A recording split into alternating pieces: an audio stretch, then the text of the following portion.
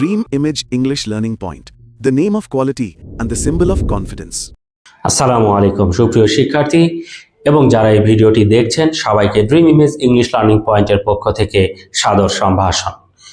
আমরা ভয়েসের ধারাবাহিকভাবে আলোচনা করছিলাম। আজকে সেই ধারাবাহিকতায় আমরা দেখব কোয়াসি প্যাসিভ এই ভয়েসগুলো কিভাবে করতে হয়। কোয়াসি প্যাসিভ এখানে একটু আমাকে বিষয়টা বোঝাইতে হবে বা সবার একটু বোঝা উচিত। সেটা হলো এই যে কোয়াসি এই শব্দটা কি আর এই শব্দটা কি সেটা আমরা একটু দেখব।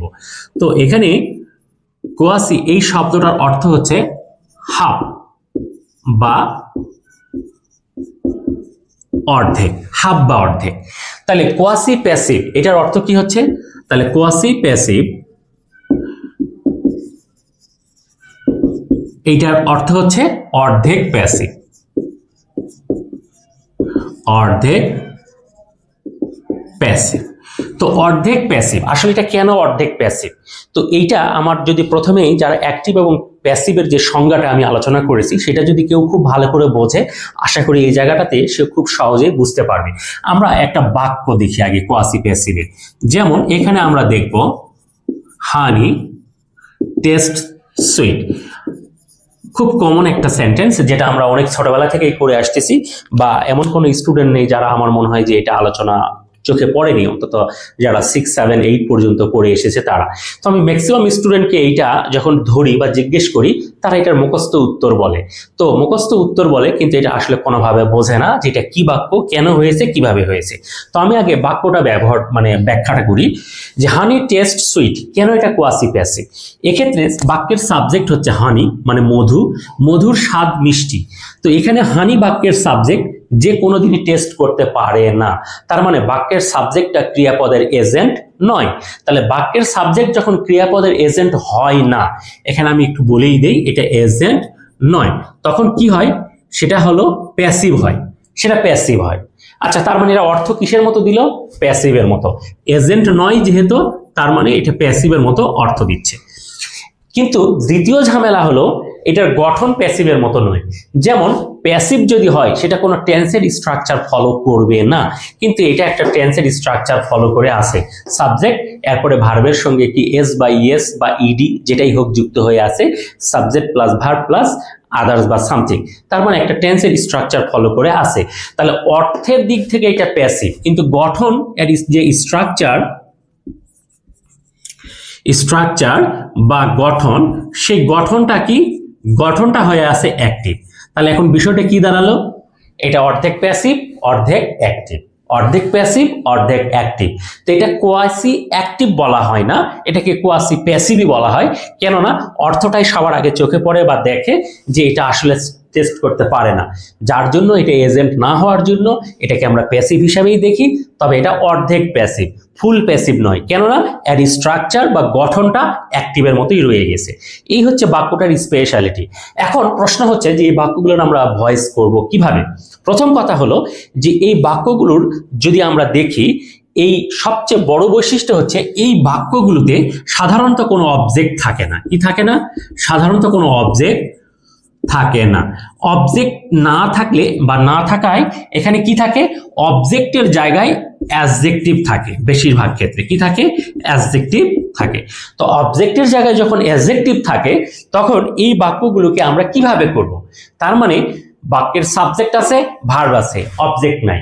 তাহলে আবারও সেই কমন কথা, যেহেতু বাক্যটার অবজেক্ট নেই তাই বেসিক রুলসের 1 এবং 4 এই দুটো ফলো হবে না, শুধুমাত্র ফলো করতে হবে কি 2, 3 ফলো করলেই বাক্যটার প্যাসিভ হয়ে যাবে। যেমন আমি এটার যদি প্যাসিভ করি তাহলে কি দাঁড়াবে? হানি। এটা প্রেজেন্ট ইনডিফাইনিট টেন্স, এই জন্য কি নন কন্টিনিউয়াস। তাহলে এর জন্য কি হবে? পরের টেন্সের অক্সিলারি। তাহলে প্রেজেন্ট ইনডিফাইনিট টেন্স, পরের টেন্স কি প্রেজেন্ট কন্টিনিউয়াস, সেটার অক্সিলারি কি ইজ, এম, আর। এই তো হানির সঙ্গে কি হবে? ইজ। তারপরে ভার্বটার কি? V3 tested. তারপরে সুইট যেখানে ছিল সেখানেই থাক, ব্যাস। তার মানে কি হলো? এইটা হলো বেসিকের 2 আর 3, এইটা ফলো করলেই বাক্যগুলোর প্যাসিভ কমপ্লিট হবে। আরেকটা এক্সাম্পল দেখাই।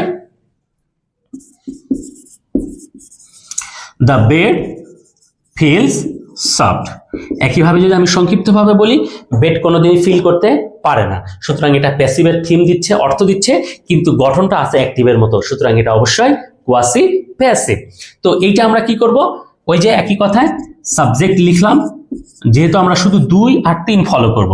প্রেজেন্ট ইনডিফাইনিট টেন্সে আছে, তাহলে পরের টেন্সের অক্সিলারি মানে কি কন্টিনিউয়াস টেন্সের, প্রেজেন্ট কন্টিনিউয়াস টেন্সের এম ইজ আর, তাহলে দ্য বেড এর সঙ্গে কি হবে ইজ, যেহেতু এটি থার্ড পারসন সিঙ্গুলার, তারপরে ভার্বের V3 ফেল্ট, তারপরে কি সফট, যে জায়গায় ছিল সে জায়গায় থাক। তার মানে এখানে আমার কি দাঁড়ালো 2 এবং 3, এই 3টা ফলো, 2 3 দুটো রুলস ফলো করেই বাক্যটাকে প্যাসিভ করা সম্ভব। তবে এই বাক্যটাকে আরেকটা ভাবেও অর্থ অনুযায়ী সাজিয়ে প্যাসিভ করা যায়, যেটা অনেকে মুখস্থ করে রাখে। সেটা কি, যেমন আমি এই বাক্যটাকে যদি অর্থ অনুযায়ী সাজাই, হানি টেস্টস সুইট, মানে এটার অর্থটা কি হচ্ছে, মধুর স্বাদ মিষ্টি। এটাকে এভাবে করা যায়, মধু মিষ্টি যখন উহার স্বাদ গ্রহণ করা হয়। তার মানে মধু কেমন, এইটা মানে মিষ্টি না তিতা, এটার জন্য জিহ্বায় দিতে হবে, স্বাদ গ্রহণ করতে হবে। স্বাদ গ্রহণ করলে এটা সঠিকভাবে বলা যাবে যে কি। তো এখানে হানি টেস্ট সুইট, এটার অর্থটা হচ্ছে মধুর স্বাদ মিষ্টি। আমি এইটার হচ্ছে অ্যাক্টিভ, এটাকে অ্যাক্টিভ অনুযায়ী আমি এভাবে করতে পারি, এবং এটার প্যাসিভ অনুযায়ী আমি এভাবে করতে পারি, এটা প্যাসিভ।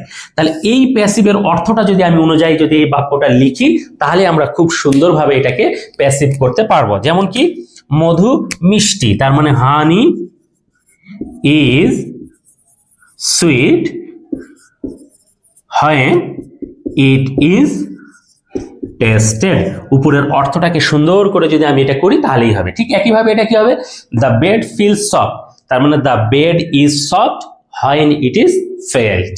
তাহলে এই যে এইভাবে আমরা যখন করব, তখন এটাকে অর্থ অনুযায়ী এটা করা যাবে। তবে আধুনিকভাবে এই বাক্যগুলো সবচাইতে বেশি এভাবেই বেশি হয়, এবং এটাই বেশি অ্যাপ্রোপ্রিয়েট হিসাবে মানে সব জায়গায় কাজে লাগে, অ্যাডমিশন টেস্টে বিশেষ করে। তবে হ্যাঁ, আমাদেরকে দুটোই জানতে হবে।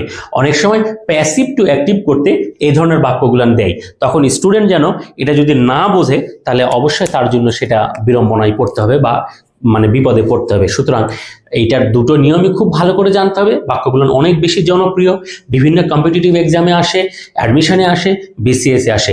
তাই আশা করব সবাই খুব ভালোভাবে মনোযোগ দিয়ে এইটাকে নোট খাতায় নোট ডাউন করবে এবং বেশি বেশি এই ধরনের বাক্যগুলোকে প্র্যাকটিস করবে। আল্লাহ হাফেজ।